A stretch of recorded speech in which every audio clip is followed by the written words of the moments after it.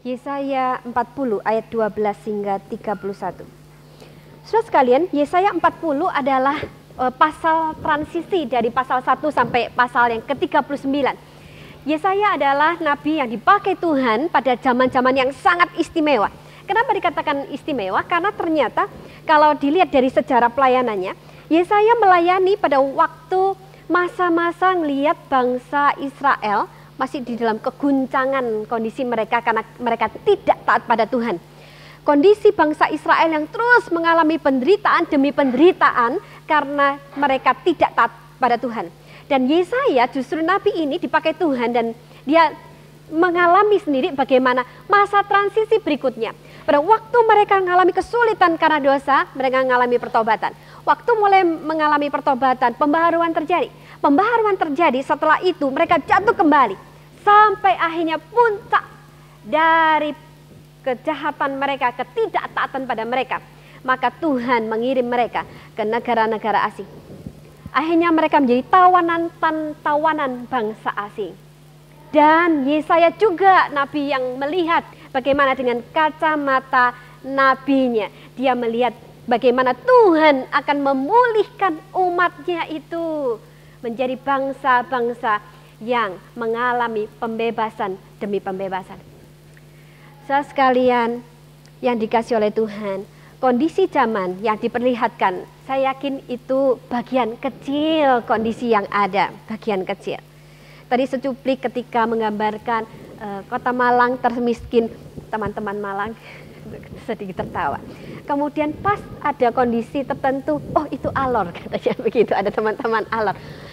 Itu bagian kecil yang ada. Tetapi begitu banyak bagian besar sebenarnya orang di dalam kesulitan.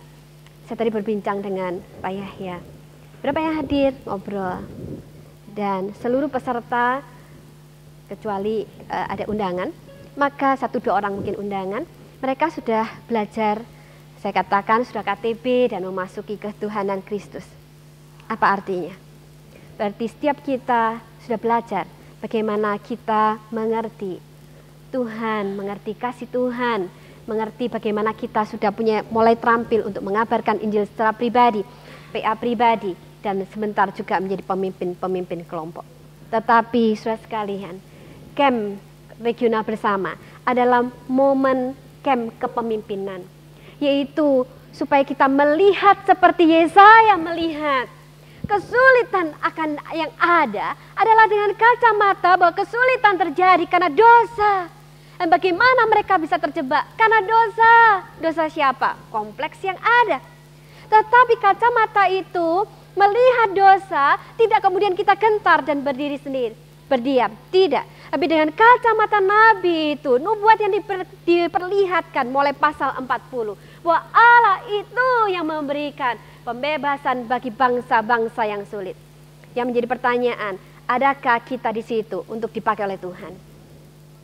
Adakah kita menjadi satu kelompok tentara seperti Yesaya melihat kondisi zaman, tidak terjebak dengan kondisi itu, tetapi terus melihat Tuhan yang besar di balik kondisi yang ada. Pasal 39 bagaimana, lihat konsep bagaimana Hizkia pada waktu pembaharuan terjadi, dia mulai bertobat. Waktu dia sudah mulai saat-saat kesulitannya. Kalau teman-teman yang dari Santaman Harin mengingat itu ya, bagaimana Hizkia kemudian dia terjatuh juga karena apa? Kesombongan dia. Pada waktu dia mulai sembuh, ada orang asing datang, dia memperlihatkan seluruh isi istana. Kemudian Nabi membuatkan dengan demikian maka orang bangsa asing akan ambil bangsa Israel, ya, akan ditawan karenanya. Tetapi pasal 40 masa transisi, kemudian Yesaya mengatakan sebuah gambaran apa? Sebuah gambaran bahwa pembebasan terjadi. Dimulai dengan kondisi apa? Diperlihatkan bahwa sesungguhnya Allah itu besar. Tidak tertandingi Allah itu. Itu sebabnya kondisi pemahaman bahwa Allah itu besar memungkinkan kita kuat untuk berjuang di sana. Kita tidak sempat menelitinya, ini sebuah pengantar tema, tetapi paling tidak mari kita lihat apa yang kita sudah baca. Kalau kita perhatikan misalkan dari ayat yang nanti kita bisa baca lebih jauh ya. Ayat pertama hingga ayat 11 itu diperlihatkan bagaimana Tuhan itu adalah Tuhan yang sudah lama ya menantikan orang-orang umatnya kembali. Ayat 12 hingga 31 di sini digambarkan bahwa Allah itu adalah Allah yang tidak ada bandingnya. Allah yang tidak pernah ada oknum yang ada bandingnya dengan apapun yang ada. Teman-teman, kenapa ini menjadi sebuah penekanan? Apakah itu sebuah klise, sebuah gambaran klise? Memang Allah itu besar. Mungkin satu sisi klise, tetapi ini biarlah ini bukan sebuah kalimat klise, tetapi mari kita renungkan. Kenapa? Kalau kita sungguh meyakini bahwa Allah itu besar, seperti apa hidup kita? Implikasi hidup orang yang percaya bahwa Allah itu besar, mestinya kelihatan dengan semangatnya, dengan daya juangnya, bukan terjebak dengan sebuah kondisi saja. Dan Yesaya memaparkan ini. Seluruh tulisan dari ayat 12 hingga 31 ini adalah berupa syair. Nah, syair yang agung itu menampakkan bagaimana sebuah gagasan, dua gagasan yang kontras antara kerdilnya manusia, kelemahan manusia, ketidakpercayaan manusia, tetapi dikontraskan dengan Allah itu yang sangat besar. Ayat 12 sampai 20. Kemudian ayat 21 hingga 26 menggambarkan bahwa Allah itu yang mengatur segala sesuatu, mengatur alam semesta. Sampai di sini dikatakan, kalaupun manusia bisa bangga dengan pembesar-pembesar, hakim-hakim atau pejabat manapun, tetapi di mata Tuhan mereka itu tidak ada apa-apanya. Menjadi sia-sia saja dikatakan. Ayat 24, baru saja mereka ditanam, baru saja mereka ditaburkan, baru saja cangkok mereka berakar dalam tanah. Sudah juga ia meniup kepada mereka sehingga mereka kering. Saya ingat sekali bagaimana saya menghayati ini ketika Presiden Soeharto itu turun. Saya pada masa itu lagi di Jakarta. Saya ingat sekali bagaimana gonjang-ganjing ketika tahun-tahun 98, 97-an begitu. Waktu itu teman-teman suka berbagi, 96 saya sudah mulai di Jakarta waktu itu, berbagi tahu rentetan, waduh korupsinya keluarga cendana besar sekali. Saya ingat sekali bagaimana kesan saya pada waktu, waduh tapi kenapa ya, kuat banget ya, tapi susah sekali digulingkan karena kokohnya kerajaan Soeharto itu. Waktu ingat saya pada waktu itu, teman-teman yang dari STRI tahu, di meja makan ada televisi, kita lihat bareng bagaimana waktu itu Soeharto turun. Pada waktu itu saya diingatkan, sebesar apa sih manusia? Kalau Tuhan melihat pada waktunya, maka itu begitu mudah dia akan turun. Mari kita renungkan, Allah yang berdaulat, Allah yang besar itu adalah Allah yang menguasai seluruh bumi. Mari kita lihat ayat berikutnya, ayat 25 dan 26. Yang apa yang dikatakan oleh Yesaya, ini gambaran-gambaran memang di dalam konteks pada waktu itu orang-orang bangsa Israel yang mereka di dalam, kalau kita lihat kembali dalam satu raja-raja atau dua raja-raja, bagaimana bangsa Israel dalam kelemahannya dan ketakutannya mulai berusaha bergabung dengan Mesir untuk bisa punya kekuatan, atau akhirnya mereka menyembah berhala-berhala, atau mereka akhirnya berhala-berhala itu dikumpulkan supaya punya kekuatan menyatu dan menang. Dan Yesaya menekankan, kau samakan apa aku? Mungkin kita berpikir, iya kita mah enggak begitu. Mungkin zaman sekarang kita tidak melakukan itu karena kita tidak dalam konteks itu. Tetapi adakah hati kita yang mendua karena hal-hal tertentu? Mungkin studi kita, kekasih kita, orang tua kita, cita-cita kita. Mari kita merefleksikan itu. Ayat 27 hingga 31. Di sini dikatakan ayat 27 ada sebuah pergumulan keluhan. Ungkapan-ungkapan kelemahan, ketidakberdayaan. Hidupku tersembunyi dari Tuhan dan hakku tidak diperhatikan Allahku. Apa yang dikatakan oleh Yesaya? Tidakkah kau tahu dan tidakkah kau dengar? Tuhan ialah Allah kekal yang menciptakan bumi dari ujung ke ujung. Ia tidak menjadi lelah dan tidak menjadi lesu. Tidak terduga pengertiannya. Dia memberi kekuatan kepada yang lelah dan menambah semangat kepada yang tiada berdaya. Ayat 30, orang-orang muda menjadi lelah dan lesu, dan teruna-teruna jatuh tersandung. Ini sebuah gambaran kelemahan manusia yang paling lemah, karena orang muda pun mengalami lelah dan lesu. Teruna jatuh tersandung. Tetapi ayat 31, tetapi orang-orang yang menanti-nantikan Tuhan mendapat kekuatan baru. Mendapatkan kekuatan baru. Ini sebuah kontras luar biasa sebagai puncak dari pasal ini. Memberikan gambaran dari pasal 39 gonjang-ganjing kesulitan itu.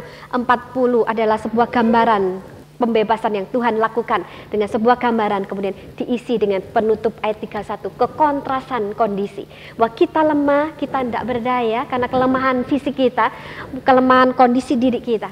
Tetapi Allah yang besar itu sanggup. Tetapi ada kunci yang di sana. Kepada siapa? Orang yang menantikan Tuhan. Kekuatan itu terjadi. Kekuatan seperti apa? Sebuah kontras sekali lagi dikatakan oleh Yesaya. Dari orang muda yang akhirnya letih, lesu, tidak berdaya. Sebuah gambaran orang muda adalah puncak kekuatan, tetapi lemah, letih, dan lesu. Tetapi kemudian dikontraskan, dia punya kekuatan. Seperti di sini katakan, Raja Wali yang naik terbang dengan kekuatan sayapnya. Mereka berlari dan tidak menjadi lesu. Mereka berjalan dan tidak menjadi lelah. Kenapa Raja Wali? Karena Raja Wali adalah gambaran burung yang paling kuat karena sarangnya itu di puncak Gunung Karang. Dan dia biasa terbang di puncak yang langit-langit yang sangat tinggi dan kekuatannya. Kekuatan macamnya apa ini? Kekuatan Tuhan yang ditanamkan. Pelayanan kita, pelayanan kekuatan Tuhan, bukan pelayanan kita sendiri. Kalau saudara sekalian bisa sharing kepada teman-teman dengan hamba-hamba Tuhan, dengan staf-staf yang sudah lebih dulu melayani, dia akan merasakan betul ini. Kekuatan itu Tuhan berikan secara ekstra. Tetapi jikalau apa? Kembali titik dasar. Jikalau kita sungguh menjadi orang yang menanti-nantikan Tuhan. Hidup doa, hidup dalam firman, hidup dalam kesetiaan di dalam Tuhan. Kekuatan itu terjadi. Jadi kuncinya apa? Kembali bagaimana relasi kita dengan Tuhan. Kedua, bagaimana kekuatan kita akan ketaatan itu. Ketiga, maukah kita merasakan itu, kerelaan untuk pergi dan dipakai oleh Tuhan. Camp kepemimpinan ini adalah camp yang menolong kita untuk diberi stimulan berpikir tentang kondisi zaman ini. Membuat stimulan berpikir tentang diri kita, hubungan pribadi kita dengan Tuhan, pelayanan kita sekarang, kemarin, dan terutama yang akan datang. Camp regional ini kita berdoa supaya Tuhan memakai setiap hamba Tuhan adalah yang dipakai Tuhan yang dalam persiapannya untuk membawa kita menjadi pembebas-pembebas bagi bangsa ini, bagi orang-orang sekitar kita, menjadi pemimpin-pemimpin bangsa ini. Menjadi pertanyaan, siapkah kita? Maukah kita? Kita lemah, tak berdaya. Kita semua seperti bangsa Israel, seperti Yakub yang merasa kadang-kadang begitu kecilnya kita dan serasa ditinggalkan Tuhan. Tapi Tuhan sesungguhnya tidak meninggalkan kita. Justru kekuatan Tuhan yang mencapai segala langit itu ada bersama kita, secara supranatural berkarya di dalam diri kita. Maukah kita? Mari kita berdoa. Tuhan, tolong kami. Kadang kami terjebak kepada kondisi kelemahan pribadi kami. Kadang-kadang kami menjadi begitu gagah berani, tetapi itu sebagai satu ungkapan kekuatan yang tanpa kesadaran. Kami bersyukur untuk firman-Mu, bahwa sesungguhnya Engkau besar. Tantangan di luar besar sekali, tetapi Tuhan Engkau jauh lebih besar. Ajar kami memiliki kacamata seperti Nabi Yesaya, yang melihat kondisi kesulitan karena itu akar dosa. Dan kami tahu kondisi itu, kami punya Tuhan yang lebih besar, yang memungkinkan kami punya kekuatan untuk mengatasinya. Tuhan, tambahkan kami kerelaan, tambahkan kami hati yang terbuka untuk suara Tuhan sepanjang camp ini. Supaya pada akhirnya kami pulang ke tempat kami masing-masing dengan kekuatan baru karena Tuhan. Dan kami punya konsep, punya tekad, punya komitmen yang terus menantikan Tuhan, menjaga hidup rohani, disiplin rohani kami yang makin ketat. Dan pada akhirnya Tuhan memungkinkan kami untuk kami diutus oleh Tuhan dimanapun Tuhan tempatkan. Terima kasih Tuhan. Di dalam nama Tuhan Yesus kami berdoa. Amin.